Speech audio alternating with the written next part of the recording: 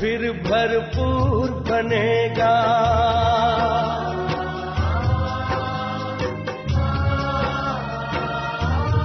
ओ भारत फिर भरपूर बनेगा, कोई नहीं कमी होगी। हीरों से आकाश भरा, मोती से भरी जमीन होगी। भारत फिर भरपूर बनेगा।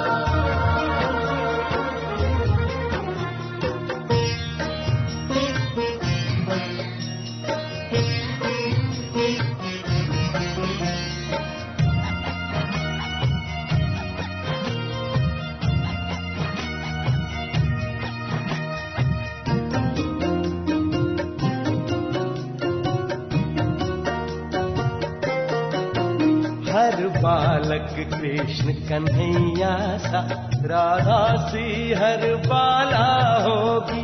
सुख शांति प्रेम पावनता की, वसुधा पहने माला होगी। हर बालक कृष्ण कन्हैया सा, राधा सी हर बाला होगी। सुख शांति प्रेम पावनता की, वसुधा पहने माला होगी। नर होंगे श्री नारायण और नारी श्री लक्ष्मी होगी। नर होंगे श्री नारायण और नारी श्री लक्ष्मी होगी। हीरों से आकाश भरा, मोती से भरी जमीन होगी। कोई नहीं कमी होगी। भारत फिर भरपूर बनेगा।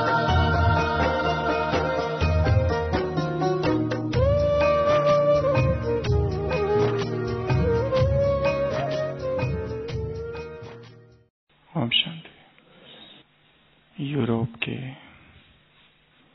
एक बहुत प्रसिद्ध दार्शनिक, विचारक, मनीषी बर्ट्रैंड रसेल ने एक बहुत सुंदर कथा का वर्णन किया है। इस लेखक का जन्म इंग्लैंड में हुआ, वहीं पर कार्य किया और अपने बहुत सारे बहुमूल्य विचारों से फिलॉसफी, दर्शन शास्त्र को भरपूर किया।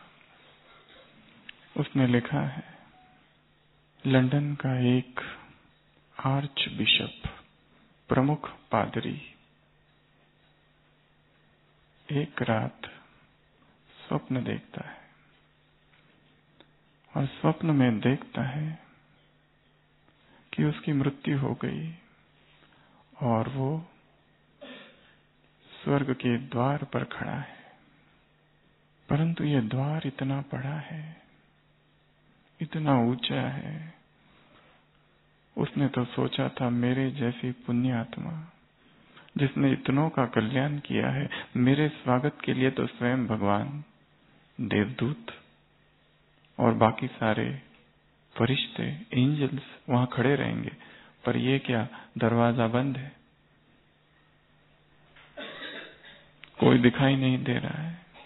3 दिन तक खटखट खटखट करते रहा, कोई है, कोई है, कोई है। स्वागत नहीं तो कम से कम कोई देखे तो सही कि मैं आया हूं। 3 दिन के बाद एक ऊपर से खिड़की खुलती है, वहां से एक व्यक्ति देखता है कौन है। तो ये बिशप कहता है, ये पादरी कहता है, आप कौन हो? तो वो कहता है, तुमने मेरा नाम तो सुना ही होगा, सेंट पीटर। पश्चिम जगत में जो स्वर्ग है उसका द्वारपाल जो होता है वो सेंट पीटर होता है। तो उसकी भी 1000 आंखें दिखाते हैं। तो ये पादरी कहता है, मैं आया हूं। सेंट पीटर पूछता है, तुम कौन? वो कहता है आर्च बिशप, पादरियों में जो प्रमुख है वो, और वो भी लंदन का। वो सेंट पीटर कहता है ये पादरी क्या होता है। और दूसरी बात, ये लंदन की वस्तु का नाम है। उसे आश्चर्य होता है इसे लंदन पता नहीं। इस संपूर्ण धरती पर सबसे सुंदर स्थान लंदन है, क्योंकि वो लंदन का था। तो पीटर कहता है तुम मुझे फिर कंफ्यूज कर रहे हो, अब ये धरती क्या है। वो कहता है धरती पता नहीं, सबसे सुंदर ग्रह। सेंट पीटर कहता है उसका इंडेक्स नंबर क्या है, क्योंकि इतनी सारी धरती है, उसमें से कौन सी धरती की उसका नंबर क्या है। वो कहता है ये जो पूरा सौर मंडल है, गैलेक्सी मंदाकिनी, उसमें सबसे सुंदर जो ग्रह है वो धरती है। सेंट पीटर कहता है तुम मुझे फिर कंफ्यूज कर रहे हो, अब ये सौर मंडल कौन सा, उसका इंडेक्स नंबर क्या है, क्योंकि इतनी सारे सौर मंडल है, उसमें से कौन सा। वो बिशप कहता है ये सब जाने दो, इतना समझ लो कि मैं वो हूं जो जीसस क्राइस्ट से सबसे ज्यादा प्यार करता है। सेंट पीटर कहता है अब ये जीसस कौन है, क्योंकि मैं तो यहाँ कब से रखवाली कर रहा हूँ और भगवान को तो मैंने अब तक देखा नहीं। मैं तो द्वारपाल हूँ, भगवान तो बहुत पीछे है। वो पादरी तो सोचता है मेरा कितना आवभगत मेरी होगी, क्योंकि मैं इतनी पुण्य आत्मा स्वर्ग के द्वार पर आया हूँ और यहाँ तो लोगों को धरती और सौर मंडल कुछ भी पता नहीं। और अचानक उसकी आंख खुलती है, पसीना पसीना, और सोचता है मैं तो सोचता था मैं स्वर्ग जाऊंगा, पर वहां तो मुझे कोई जानता तक नहीं, इस धरती तक को नहीं जानते वहां तो। कितना कठिन है वहां जाना।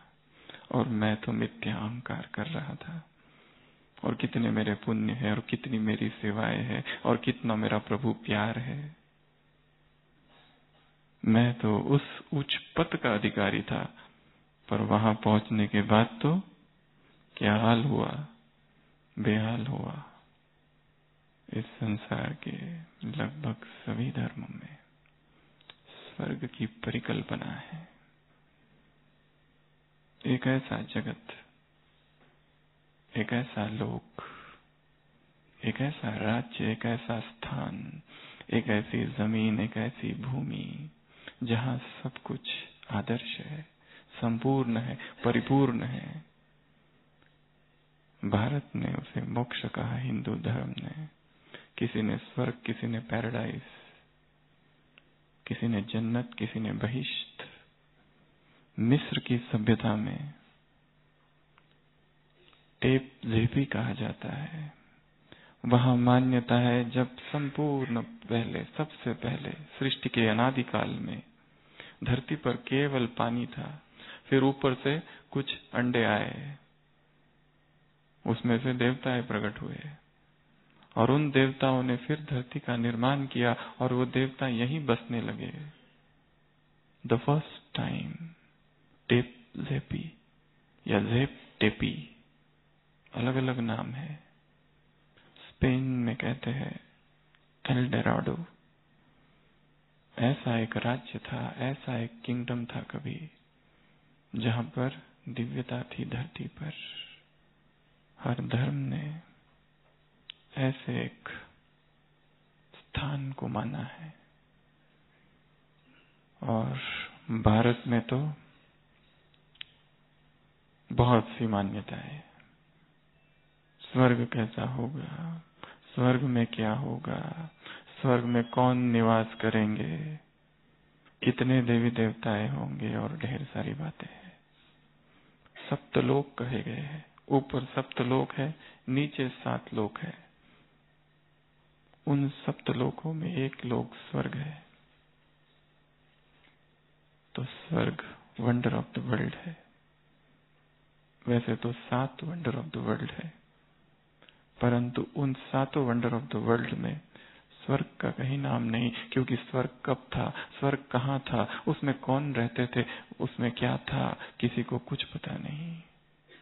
सभी ने कहा है स्वर्ग कहीं दूर आसमान में है, आकाश में कहीं और।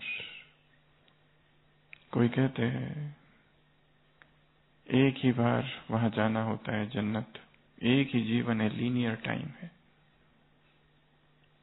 परंतु किसी न किसी रूप से हर धर्म ने माना है। यहूदी धर्म ने माना है, क्रिश्चियन धर्म ने माना है, इस्लाम ने माना है, 3 मुख्य धर्म।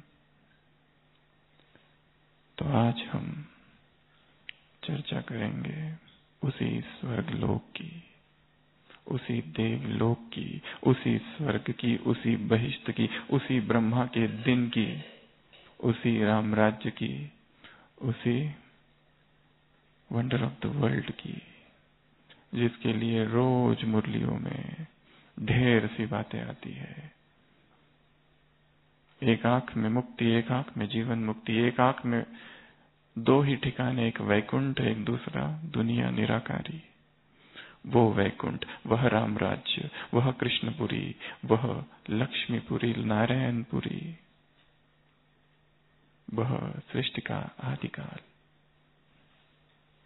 वह सृष्टि का दिन क्या था, कैसा था, कौन वहां थे और अब हमें क्या करना है।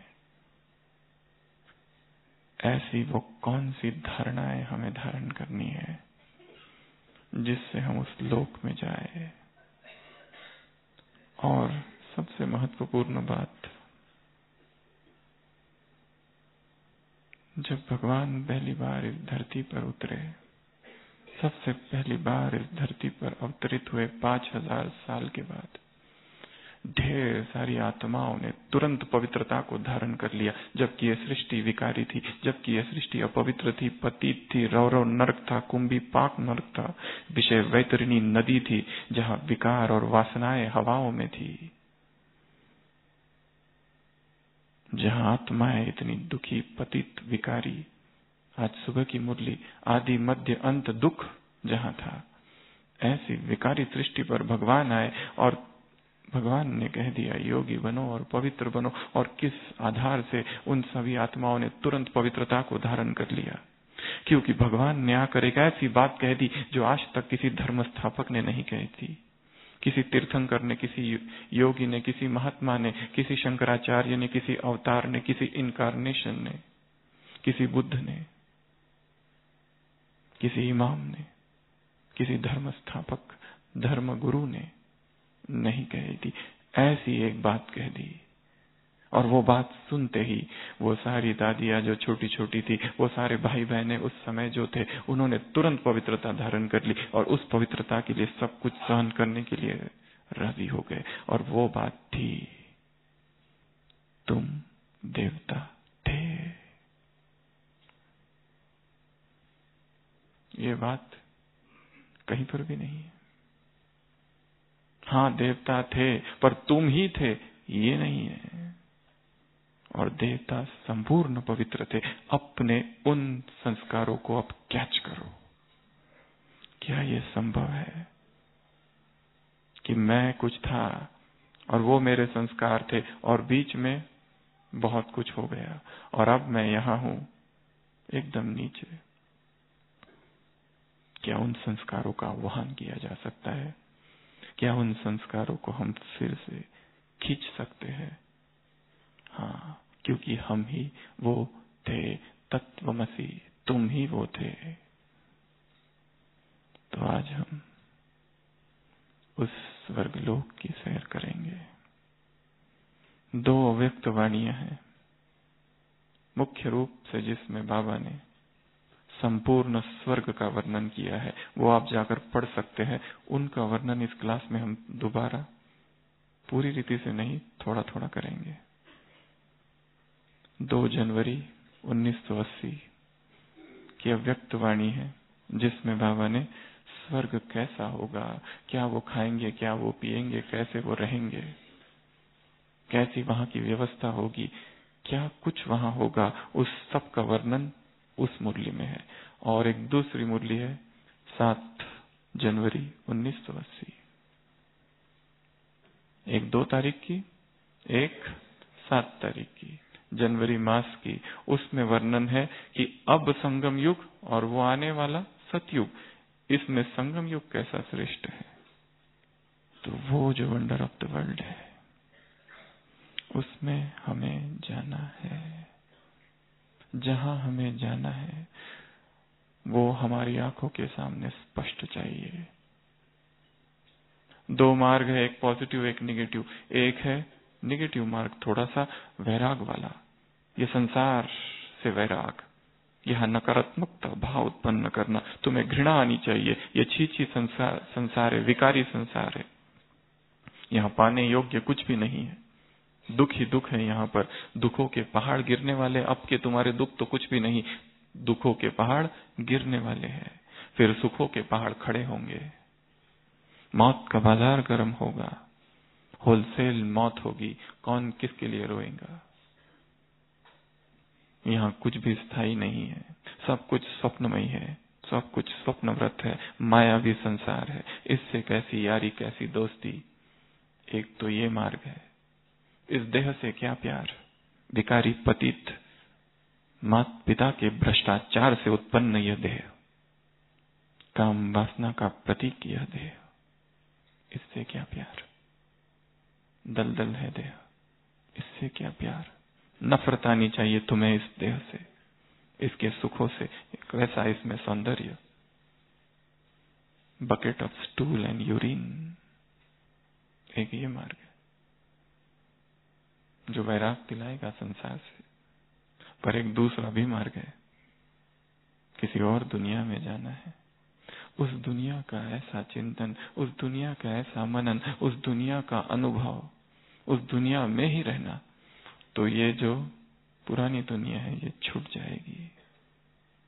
छोटा बच्चा, 2 लड्डू दिए गए, एक छोटा एक बड़ा, कौन सा लेगा? बड़ा।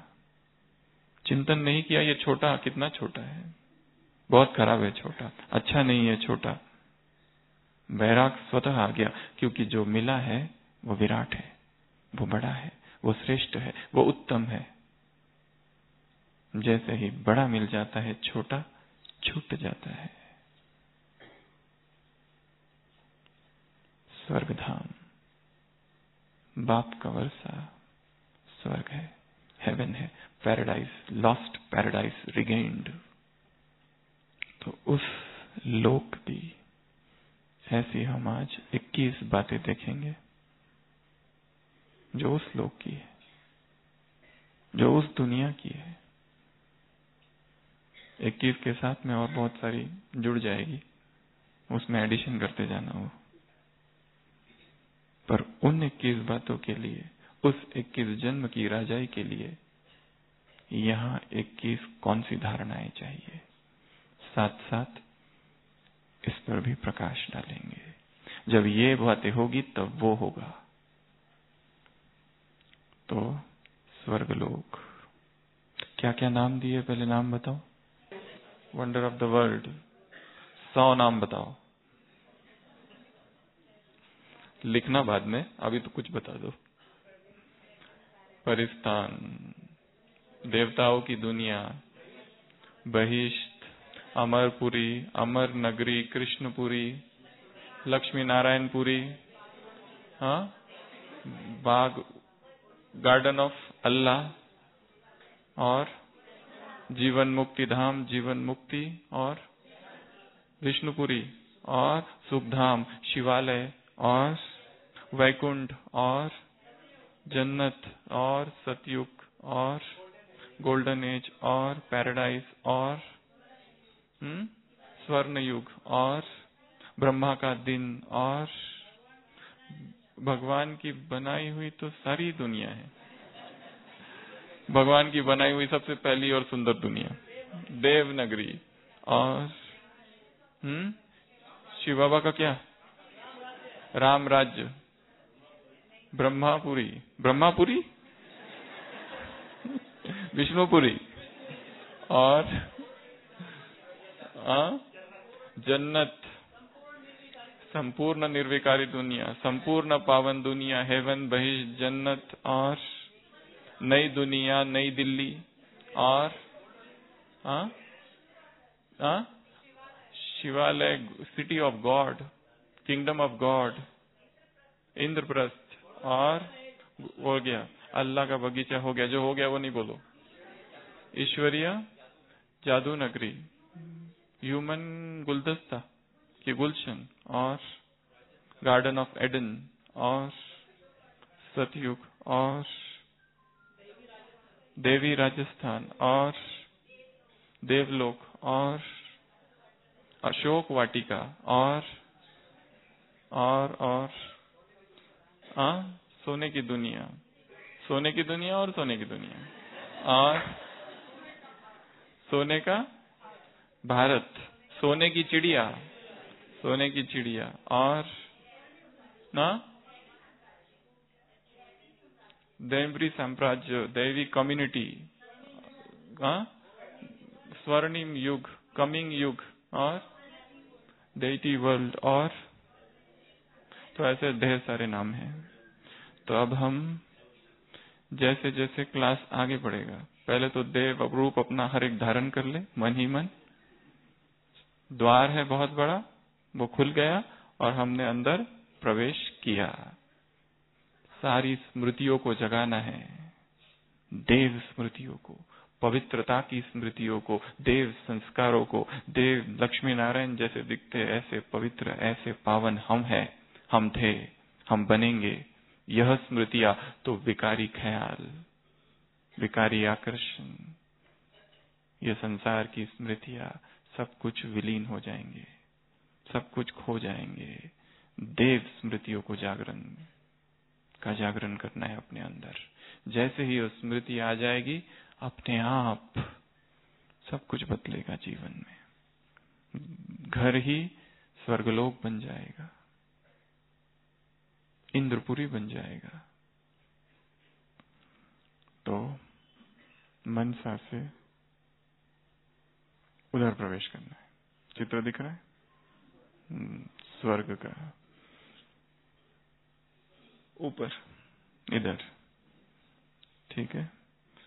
सबसे पहली बात, एडमिनिस्ट्रेशन,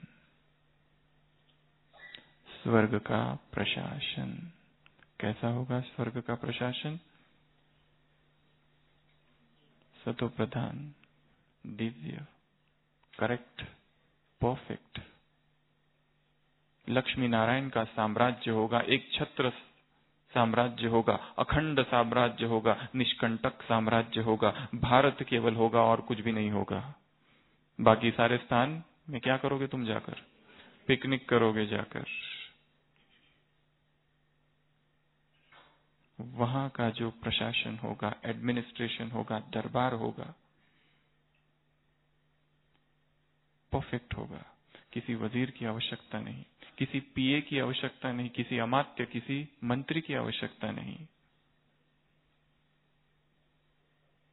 ऐसा वहां का एडमिनिस्ट्रेशन, मैनेजमेंट, प्रबंधन, प्रशासन, राजतंत्र, राजनीति वहां की जो होगी, परफेक्ट होगी। और ऐसा राजतंत्र जो सबसे पहली चीज है वहां की, यदि हमें उस राजतंत्र में, उस प्रशासन में, उस एडमिनिस्ट्रेशन में चलना है, तो यहाँ संगम पर खुद को एडमिनिस्ट्रेशन, सेल्फ एडमिनिस्ट्रेशन सीखना होगा। अव्यक्त वाणी है बाप दादा की, 1 अप्रैल 1992, 1 अप्रैल 1992। जिसने स्वयं को चलाना नहीं सीखा, वो स्वर्ग के राज्य को क्या चलाएगा? जिसने स्वयं की स्थिति को चलाना नहीं सीखा, स्वयं के शरीर को चलाना नहीं सीखा, वो राज्य को क्या चलाएगा? बाप दादा के महावाक्य इन्वर्टेड कॉमा, यदि कोई अपनी गलती से बार बार बीमार पड़ता है, तो बाप दादा उसे ज्ञानी योगी आत्मा नहीं कहते। अपने शरीर को भी समझो, अपनी स्थिति को भी समझो। अपने शरीर को, अपने मन को जिसको चलाना नहीं आता है, वो कहां से स्वर्ग का राज्य चलाएगा? सेल्फ एडमिनिस्ट्रेशन, स्व नियंत्रण जिसने नहीं सीखा, स्व अनुशासन जिसने नहीं सीखा, वो क्या उस राज्य में आएगा जहां पर हाईएस्ट पॉलिटिकल सिस्टम है, highest political, purest political science है, वहां का राजतंत्र सर्वोच्च है, ऑनेस्टी है वहां पर, सत्यता है वहां पर, ऐसा पवित्र राज्य शासन जहां है, उसके लिए संगम की धारणा है स्व प्रबंधन। जिसने स्व को प्रबंधन करना नहीं सीखा, वो राज्य को नहीं चला पाएंगे। वो कला, वो आर्ट, वो हैंडलिंग पावर अब डेवलप करनी है। खुद को सबसे पहले चलाना, और दूसरा संगठन में जो साथी है, यदि हमारी कोई ऐसा पोस्ट है जिम्मेवारी का कि जिसमें हमें दूसरों को साथ लेकर चलना होता है, किस ढंग से हम चला रहे हैं, वहां पर जो लक्ष्मी नारायण है वो प्रजा को किस रूप से देखते हैं? स्नेह का बंधन है। प्रजा को ये नहीं लगता ये हमारे मालिक है, ऐसा नहीं लगता, ये भाव नहीं होता है। हम गुलाम है, ये भाव नहीं होता है। जैसे वो माता पिता है, उनका भाव है वासुदैव कुटुंबकम का, एक सम्राट और एक साम्राज्ञी, दोनों का भाव है हम माता पिता है प्रजा के। ये ऐसा प्रबंधन स्व का और दूसरों का, जब ऐसा सेल्फ एडमिनिस्ट्रेशन होगा, जब ऐसी लाइफस्टाइल होगी सेल्फ एडमिनिस्ट्रेशन की, तो ही उस दुनिया में जाकर, उस बहिष्त में जाकर हम एडमिनिस्ट्रेशन कर सकते हैं। दूसरा है ब्यूटी। सबसे सुंदर दुनिया इस संसार में यदि कोई है तो वो स्वर्ग। उससे सुंदर और कुछ नहीं, सब कुछ सुंदर है वहां पर।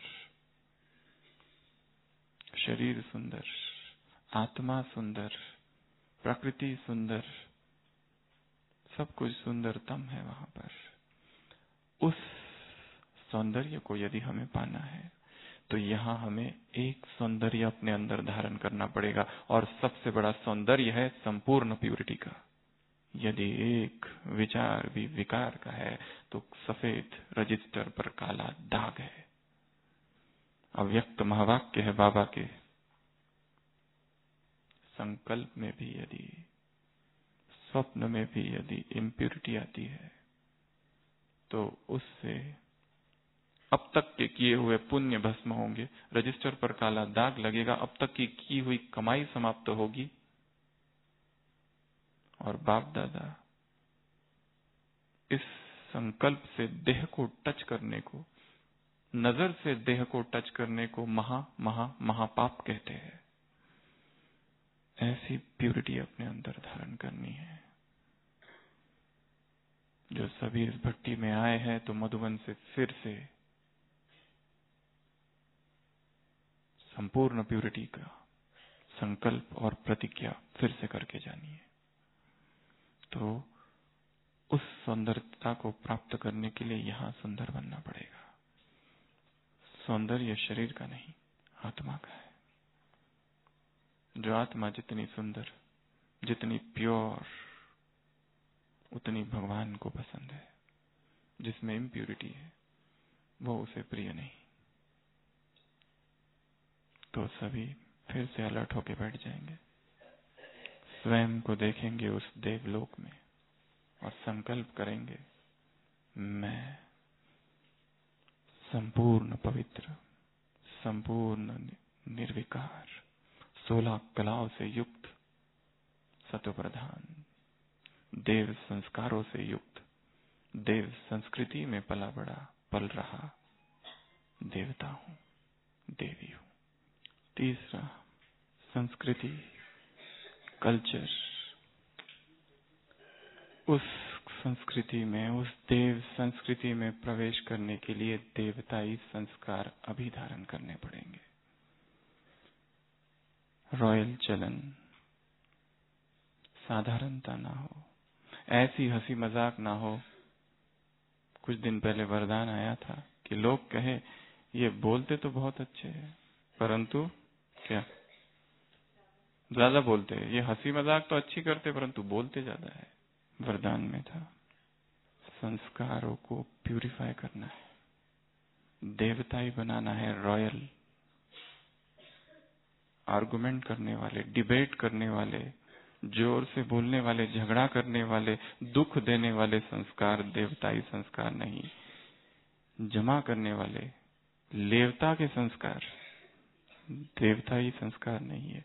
देने के संस्कार, उदारता के संस्कार, महानता के संस्कार, ऐसे संस्कार जब होंगे तब उस देव संस्कृति में हम प्रवेश करेंगे। A for administration, B for beauty, C for culture, D for dance। उस दुनिया में देवताओं का मनोरंजन क्या होगा? डांस। वहां देवता क्या पढ़ेंगे? डांस कला, चित्रकला, नृत्य कला, गायन कला।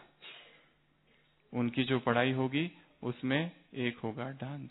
वहां यदि डांस करना है तो यहाँ मन में क्या होना चाहिए? ज्ञान, डांस। कुछ दिन पहले मुरली में था, बाप तिलक उनको लगाते हैं जो ज्ञान का चंदन घिसते हैं, जो पवित्र है, और तीसरा जो श्रीमत पर है। तुलसीदास चंदन घिसे तिलक देत रघुवीर। रघुवीर सबको तिलक नहीं देंगे, जो ज्ञान का चिंतन करते हैं, मनन करते हैं। ज्ञान डांस जिनके मन में चलती रहती है, अर्थात ज्ञान का मनन, चिंतन, अध्ययन निरंतर चलते रहता है। आज बाबा ने मुरली में ये क्यों कहा, ऐसा क्यों कहा, वो क्यों कहा। आज सुबह का गौर करो, मैं जो सुनाता हूं वो राइट है, जो दुनिया सुनाती है वो राइट है। जो चिंतन करते हैं, मनन करते हैं, जिनके मन में यहाँ ज्ञान डांस चलेगी, वो देवता बनकर सतयुग में, देव युग में डांस करेंगे। अगला है एजुकेशन सिस्टम। वहां पर देवताएं क्या क्या पढ़ेंगे? हिस्ट्री को पढ़ेंगे? नहीं पढ़ेंगे। पहली जनरेशन जो है देवताओं की वो नहीं पढ़ेगी, उसके बाद की जो जनरेशन है वो पढ़ेंगे कि हमारे जो माता पिता या पूर्वज थे वो कितने महान शासक थे। ज्योग्राफी पढ़ेंगे, ये देखने के लिए कहाँ जाना है पिकनिक के लिए, कौन सा स्थान अच्छा है। नृत्य कला होगी, गायन कला होगा, चित्रकला। वहां का जो पढ़ाई होगी वो बोझ वाली नहीं होगी, दुखी करने वाली नहीं होगी, हल्की होगी, खेल खेल में होगी, सहज होगी। तो मुरली कितनी बार पढ़नी है सुबह की मुरली से? 5 से 6 बार, परंतु सहज हो, दुखी होकर नहीं, उदास होकर नहीं, बोझ होकर नहीं कि बाबा ने कहा है पढ़ना पड़ता है जबरदस्ती, वैसे नहीं। बहुत खुशी से, आनंद से, झूमते हुए, गाते हुए। अरे किसने लिखा है? प्रभु पाती है, माशूक आया है। संसार में माशूक आशिक के पत्र छुप छुप के पढ़ते हैं, बाथरूम में जा जा के पढ़ते हैं, कोई देख ना ले। तो भगवान पत्र लिख रहा है। तो ये पढ़ाई भी कैसी हो? इतनी हल्की हमको लगे, ज्ञान का कोई भार नहीं होता। सबसे हल्की चीज इस संसार में यदि कुछ है तो वो ज्ञान है। यदि भार लग रहा है तो शायद हमने उसे नहीं समझा है, नहीं जाना है। ज्ञान अर्थात समझ। उसी मुरली में 92 की बाबा ने कहा है ज्ञान अर्थात समझ, अपनी स्थिति की समझ, अपने शरीर की समझ। यदि बार बार गलती होती है तो बाप दादा उसे योगी ज्ञानी नहीं कहते, क्योंकि समझ नहीं पा रहा है। आत्माओं की समझ, अपने इर्द गिर्द रहने वाले पत्तों की समझ, उनके संस्कारों की समझ। यदि कोई बार बार डिस्टर्ब होता है दूसरों के वजह से और दोष उन पर लगाता है, अर्थात उसने उन दूसरी आत्माओं को नहीं समझा है, मनोविज्ञान को नहीं समझा है, पुरुष अहंकार और स्त्री अहंकार की स्टडी नहीं की है, कैसे ऑपरेट करता है साइकोलॉजी, तो समझना है। ये ज्ञान है। तो यहाँ की एजुकेशन सिस्टम भी कैसी हो जाए? हल्की हो जाए, खेल खेल वाली हो जाए। उसके बाद है उधर परिवार, फैमिली। वहां पर रॉयल फैमिली होगी। एक होगी प्रजा, एक होगा साहूकार। साहूकार साहूकार प्रजा और एक दूसरी प्रजा, साधारण प्रजा, रॉयल फैमिली, राजा, बहुत बड़ी फैमिली, सभी के बीच में प्यार होगा। क्या होगा? प्रेम के धागे से सभी बंधे हुए होंगे, कभी वहां झगड़ा नहीं होगा। तो इस परिवार में भी क्या होना चाहिए? ऐसा ही प्रेम, ऐसा ही माधुर्य, ऐसी ही मधुरता। यदि यहाँ संबंधों में, परिवार में कड़वाहट है, मनोमालिन्य है, झगड़ा है, तो हम देवता कैसे बनेंगे और कैसे उस देवलोक में जाएंगे? हमें उस लोक में जाने के लिए उस परिवार की नींव ये परिवार है। एक परिवार में कितने सदस्य होंगे उधर? 4। पहले बच्चे का जन्म कब होगा? जब माँ कितने वर्ष की होगी? 75 इयर्स, तब पहला बच्चा होगा। उसके 10 साल के बाद दूसरा बच्चा, पहला मेल दूसरा फीमेल, 4 लोग होंगे। ज्यादा संबंध नहीं होंगे, पॉपुलेशन बहुत कम होगी, सतो प्रधान होंगे सभी। जन्म कैसे होगा? योग बल से होगा। पावर इतनी ज्यादा होगी, दृष्टि देंगे केवल एक दूसरे को, संकल्पों में इतनी पावर होगी। और ऐसे संकल्प से जिनका जन्म होगा, योग बल से जिनका जन्म होगा, वो कितने प्योर होंगे बच्चे। उम्र 150, ये सारा वर्णन यहाँ वहां कुछ दादियों के संदेशों में अलग अलग जगह पर आया है थोड़ा थोड़ा। तो परिवार, तो यहाँ पर भी परिवार, यहाँ तो विशाल परिवार है, बेहद का परिवार है, ब्राह्मण परिवार। इस परिवार में भी ऐसा ही प्रेम होना चाहिए। जैसे हमें अगर उस परिवार में जाना है तो उसके बाद है जी, गीत और संगीत। उधर गीत और संगीत कौन सा होगा? बाबा ने मुरली में कहा है 2 तारीख की, जनवरी मास 1980। वहां तुमको कौन उठाएगा और यहाँ कौन उठाते हैं? वहां तुमको प्रकृति उठाती है, यहाँ तुमको प्रकृति का पति, प्रकृति का मालिक उठाता है। वहां तुम विश्वनाथ बनते हो, यहाँ तुम त्रिलोकीनाथ बनते हो। वहां तुम 2 नेत्री बनते हो, यहाँ तुम त्रिनेत्री बनते हो। वहां तुमको दासियों के गोद में पालना होती है, यहाँ तुम्हारी भगवान पालना करते हैं। वहां तुम जाकर निद्रा लोक में सो जाते हो, यहाँ तुम बाप के साथ सूक्ष्म वतन में जाते हो। वहां तुम पुष्पक विमान में घूमते हो, यहाँ तुम बुद्धि रूपी प्लेन में तीनों लोक की सैर करते हो। यहाँ तुम त्रिलोकीनाथ हो, वहां एक लोकनाथ। वहां पर गदेलों में सोते हो, यहाँ तुम बाप की गोद में सोते हो। यहाँ वरदानी हो, विश्व कल्याणकारी हो। वहां विश्व राज्य अधिकारी हो, यहाँ स्वराज्य अधिकारी हो। ये अंतर है दोनों में। तो वहां पर गीत संगीत कौन सा होता है? गीत संगीत हर कोई प्ले कर सकता है। वाद्य पर हाथ रखा और बजना चालू। म्यूजिक क्लास ज्वाइन करने की जरूरत नहीं अलग से, अपने आप ही सभी को सिखाए। और जो भी पंछी गाएंगे, हाईएस्ट टेक्नोलॉजी होगी म्यूजिक सिस्टम की वहां पे। जो हवा चलेगी, पत्ते हिलेंगे, उससे सुंदर सुंदर पशु और पक्षी भी अलग अलग प्रकार के पंछी होंगे। कुछ गाने वाले, कुछ नाचने वाले, कुछ घर के अंदर रहने वाले, महल के अंदर, कुछ महल के इर्द गिर्द, कुछ जंगल में, कुछ कोई दूर कहीं और। उसका भी वर्णन, एक एक पंछी होगा, उसके भी अलग अलग डिजाइन होगी, उसको भी क्या होगा? उसके भी श्रृंगार होगा। पहाड़ियां जो होगी वो भी अलग अलग डिजाइन की पहाड़ियां होगी। पुष्पक विमान होंगे, वो भी अलग अलग डिजाइन के होंगे। उसमें भी किसी का पर्सनल, एक फैमिली का। अगर फैमिली के साथ जाना है घूमने तो फैमिली के साथ, अगर नहीं जाना है तो अपना अकेला। 2 बटन होंगे, एक बटन दबाओ उड़ेगा, दूसरा बटन दबाओ नीचे। अलग अलग कलर के होंगे। एक विजुअलाइजेशन दिया है बाबा ने, एक बताया ये था, इसको देखो। देखो मुरलियों में आता है, देखो। देखो अर्थात मन की आंखों से देखो। तो वहां गीत संगीत होगा। यहाँ कौन सा गीत संगीत है? यहाँ मुरली का गीत संगीत है, यहाँ खुशी का गीत संगीत है, यहाँ रूहानी नशे का गीत संगीत है। उसके बाद में हेल्थ, वहां पर स्वास्थ्य कोई खराब होगा, कंचन काया होगी, सतो प्रधान शरीर होगा। जब मरने का समय आएगा तब संकल्प आएगा कि मुझे अभी शरीर छोड़ना है, मैं दूसरा शरीर जाके लूंगा। ये शरीर जर्जर हो गया है, शमशान कैसे होगा वहां का? बिजली वाला जल्लाद आएगा, लेके जाएगा, रखेगा, बटन दबाया, शरीर खलास, कोई दुख नहीं किसी को, आराम से शरीर छोड़ेंगे, साक्षात्कार हो जाएगा कहां जन्म ले रहा हूं।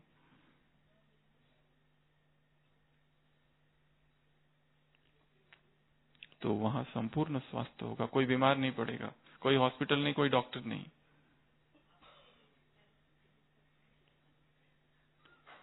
यहां उसका आधार है अभी।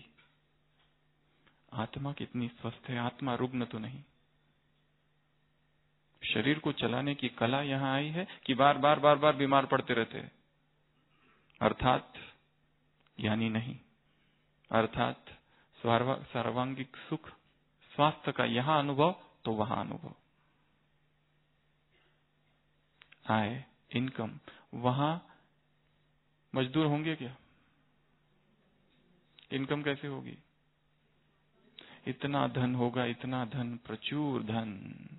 द्वापर से जो महाराजे थे उनके पास इतना धन होता था, इतना धन होता था, तो वहां क्या होगा फिर? कैसा धन होगा? धन से लबालब भरी होगी ये धरती।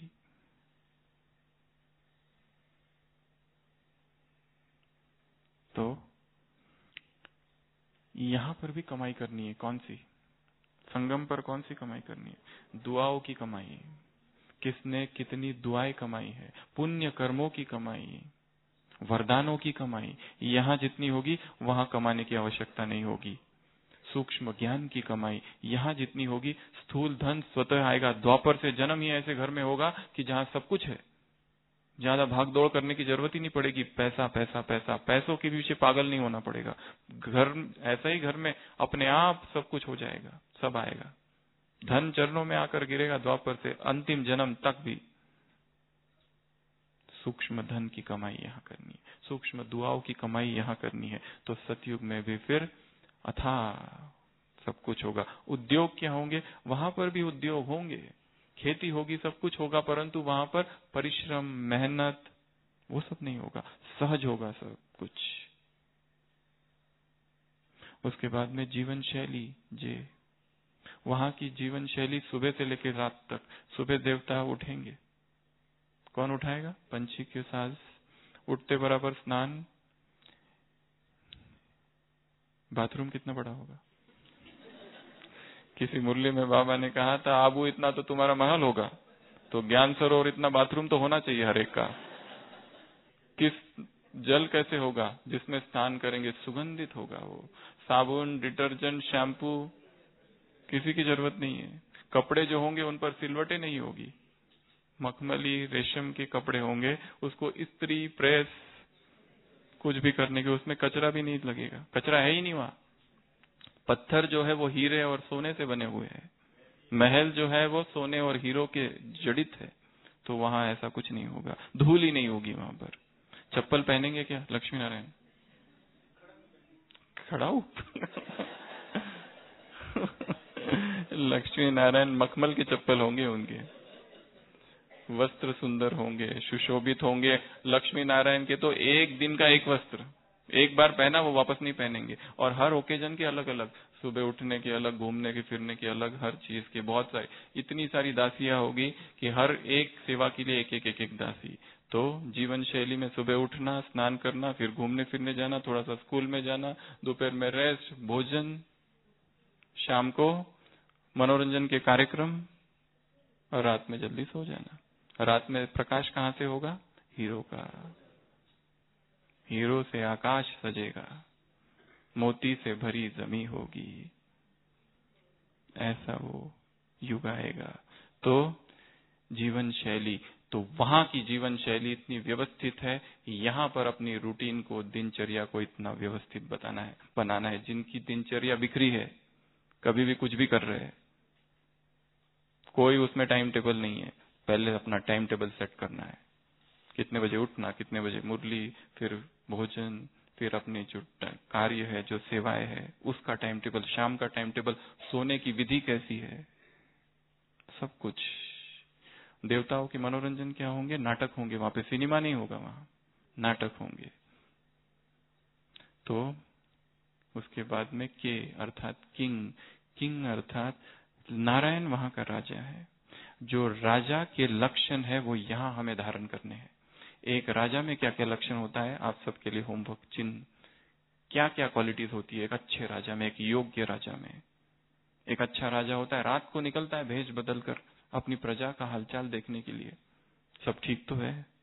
ये द्वापर से सभी राजा है, जो बड़े बड़े राजा थे सब निकलते थे साधु का वेश धारण करके, छद्मवेश धारण करके घूमते थे। तो राजा प्रजापालक होता है, न्यायकारी होता है। एक राजा के गुण, अभी मैं स्वराज्य अधिकारी आत्मा हूं, गुलाम नहीं, मुझे वो राजा के गुण अपने अंदर धारण करने हैं। जब यहाँ राजा के गुण होंगे तब वहां जाकर राज्य कर पाएंगे। वो कंट्रोलिंग, वो रूलिंग पावर यहां धारण करनी है स्वयं के अंदर। उसके बाद में एल फॉर लैंग्वेज, वहां पर कौन सी भाषा होगी? शुद्ध हिंदी होगी। बाबा ने कहा सबसे पहले तो जिनको हिंदी यहां नहीं आती वो हिंदी सीख ले। एक तो ये, दूसरा बोल कैसे हो? मधुर हो। बोल कैसे हो? मीठे हो, सम्मान वाले हो, दूसरों को सम्मान देने वाले हो, गिराने वाले नहीं, इंसल्ट करने वाले नहीं, टॉन्ट वाले नहीं, कमेंट्स करने वाले नहीं, दूसरों को उसकी बुरा पास्ट रिमाइंड करने वाले नहीं, जलाने वाले नहीं, हर्ट करने वाले नहीं, इंसल्ट करने वाले नहीं, आलोचना करने वाले नहीं, समान वाले, श्रेष्ठ, योग युक्त, कम, मीठे, ऐसे बोल। तो वहां वैसी वो लैंग्वेज होगी। वहां एक शब्द से एक ही अर्थ होगा। जैसे यहां पर एक शब्द बोला तो उसके 10 अर्थ होते हैं, वहां एक शब्द हिंदी का उसका एक ही अर्थ होगा। और वो बहुत क्लिष्ट नहीं होगा, बहुत सिंपल उसका अर्थ होगा। लोह पथ गामिनी, क्या होता है ये? रेलवे। ऐसे कठिन शब्द नहीं होंगे, कोई सिंपल शब्द होंगे। तो लैंग्वेज, केस चिनकारी, अलग अलग कुछ कुछ अव्यक्त संदेशों में गुलजार दादी का एक अव्यक्त संदेश है जिसमें सत्युग की दुनिया का दिव्य दर्शन नाम है उस संदेश का, उसमें भी कुछ कुछ वर्णन है गुलजार दादी के संदेश में। तो ऐसी वहां की वो भाषा है देव भाषा, देवनागरी लिपि है। तो यहाँ पर भी हमारी जो बोली है, जो बोल है, वो स्वर्णिम हो, गोल्डन हो। बाबा ने उस मुरली में कहा है वो गोल्डन एज है, ये डायमंड एज है। वहां कौन सा फल खाते हो? रसयुक्त फल खाते हो वृक्ष का। यहाँ वृक्षपति द्वारा तुमको सर्व संबंधों के रस का फल, सर्व प्राप्तियों के रस का फल तुम्हें यहाँ मिलता है। वहां पर फल कैसे होंगे? बहुत मीठे, दबाओ थोड़ा सा और जैसे रस आ जाएगा। और एक ही झाड़ पे अलग अलग रस वाले भी फल होंगे। और वहां पर सब्जियां कैसी होगी? फल और फूल की सब्जियां बनेगी, पत्ते वाली सब्जियां नहीं बनेगी। वहां पर कुकिंग होगा क्या? सौर ऊर्जा से बनाया जाएगा। तो ऐसी बहुत सारी बातें हैं। उसके बाद में कहां थे हम? एल अर्थात लैंग्वेज। उसके बाद में एम अर्थात मैरिज।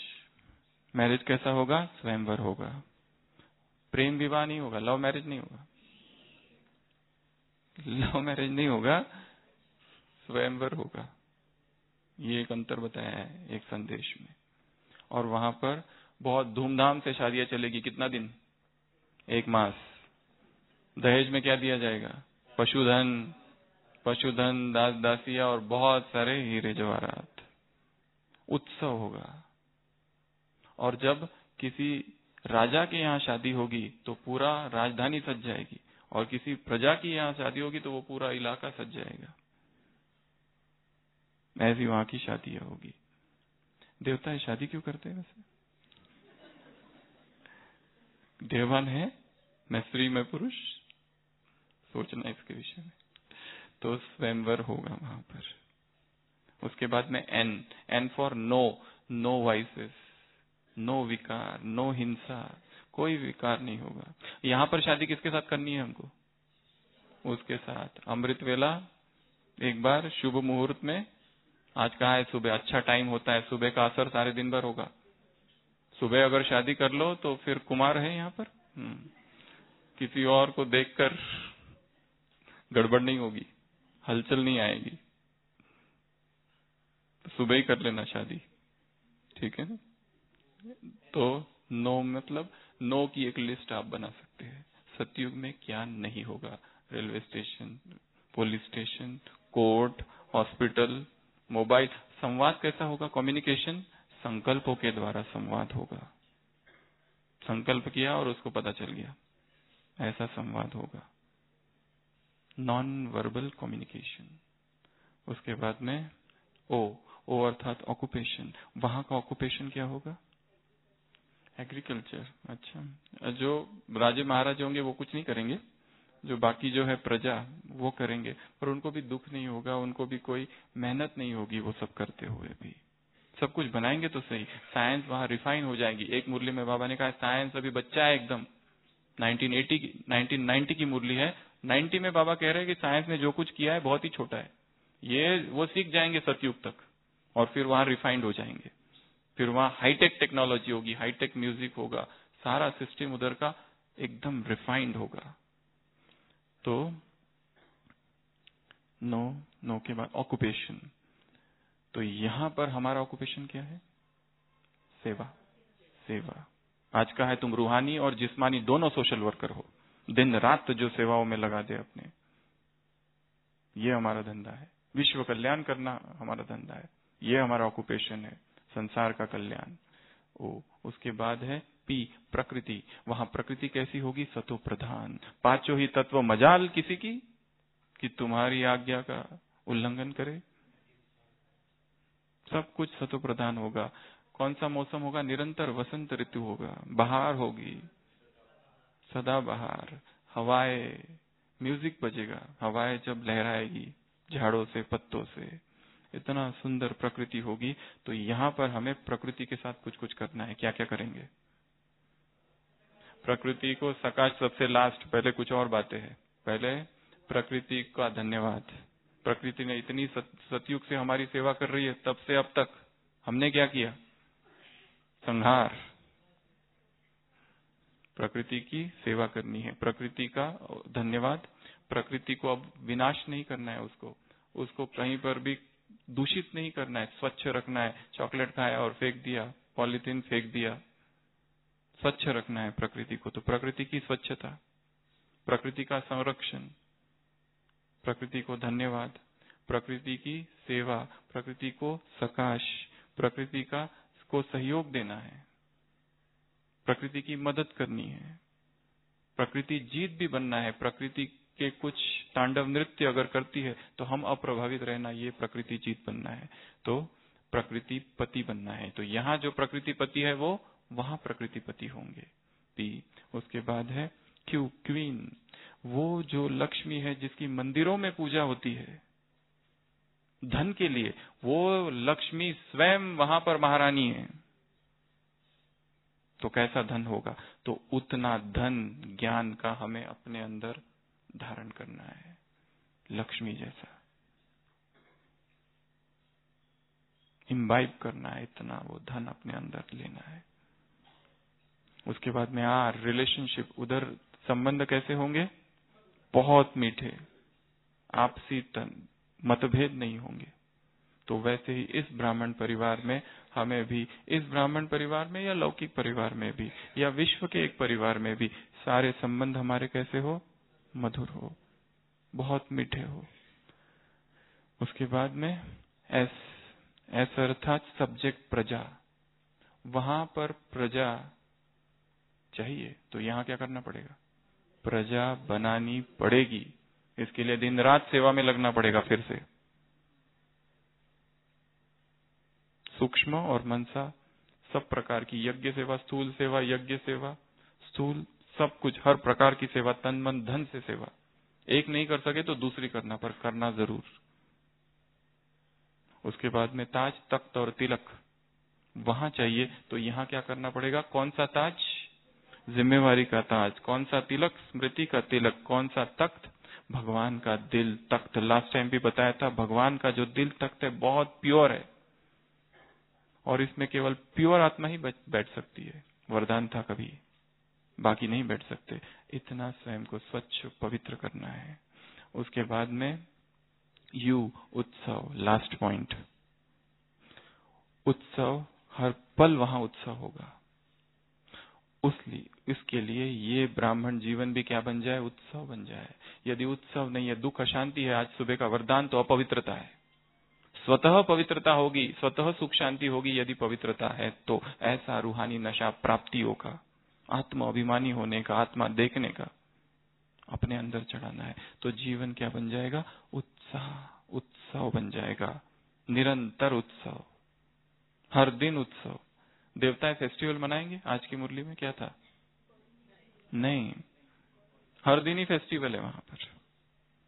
तो वो जो दुनिया है, इस दुनिया का निरंतर चिंतन करते रहना। देवताएं क्या खाते हैं, देवता क्या पहनते हैं, देवताएं कैसे चलते हैं, कैसे उठते हैं, प्रकृति कैसी है, करेंसी कौन सी है, बार्टर सिस्टम, लेन देन कैसी होती है। जैसे मधुबन में डिपार्टमेंट से बने हुए अलग अलग, उसी तरह एक डिपार्टमेंट वाला ये थोड़ी सोचता है मैं मालिक हूं, पैसे लेता है कि दूसरे डिपार्टमेंट वाले से।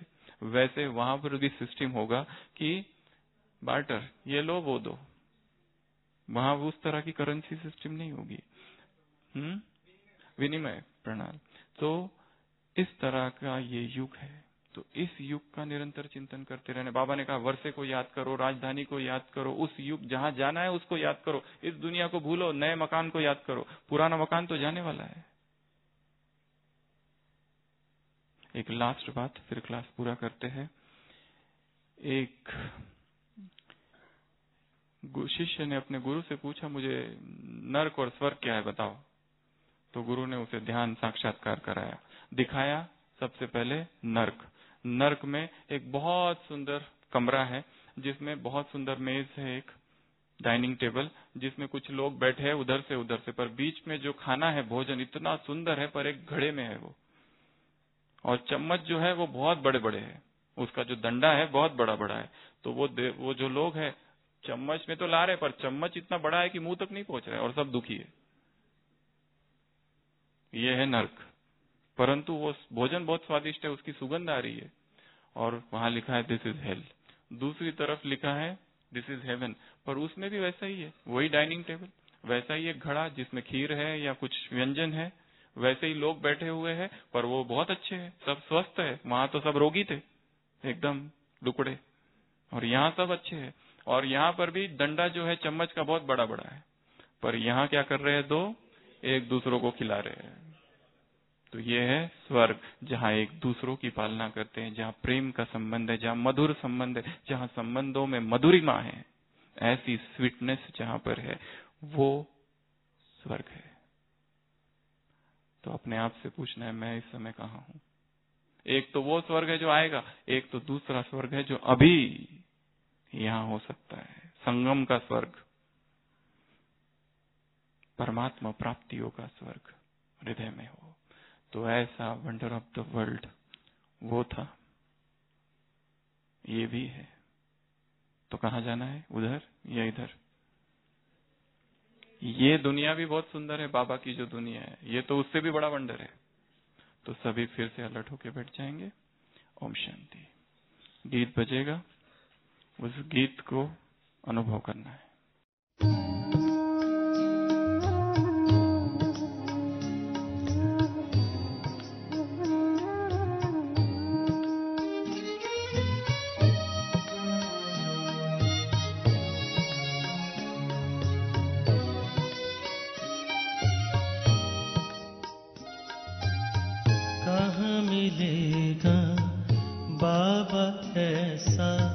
सतयुग में तेरा प्यार हो, सतयुग में तेरा प्यार कहाँ मिलेगा बाबा ऐसा, सतयुग में तेरा प्यार हो, सतयुग में तेरा प्यार। भले ही रोके महलों में होंगे, भले ही रोके महलों में होंगे, सुख के अति भरमार हो, कहाँ मिलेगा तेरा प्यार बाबा, कहाँ तेरा प्यार।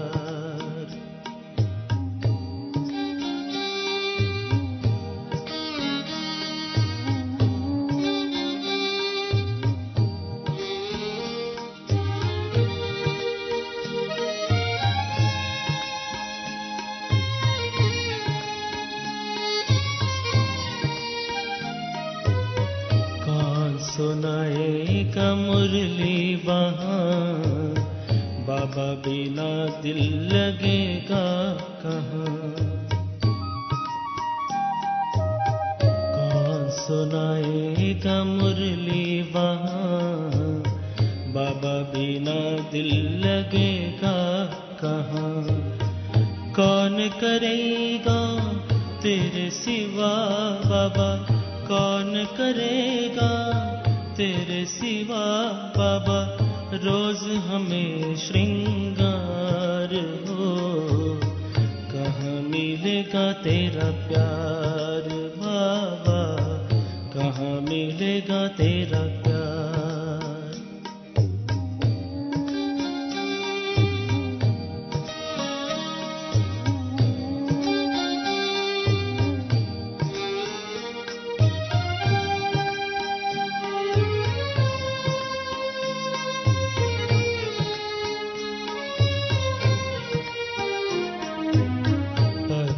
बाहों में झुलाते हो, पलकों पे अपने बिठाते हो, ज्ञान रत्न से सजाते हो, मीठे मीठे बोल सुनाते हो।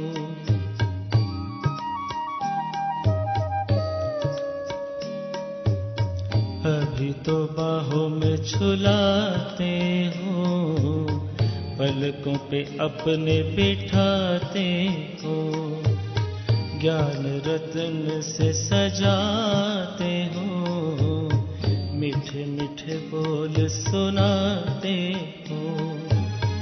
कैसे भूलेंगे तेरा बाबा, कैसे भूलेंगे तेरा बाबा, प्यार और दुलार हो। सतयुग में तेरा प्यार हो, सतयुग में तेरा प्यार।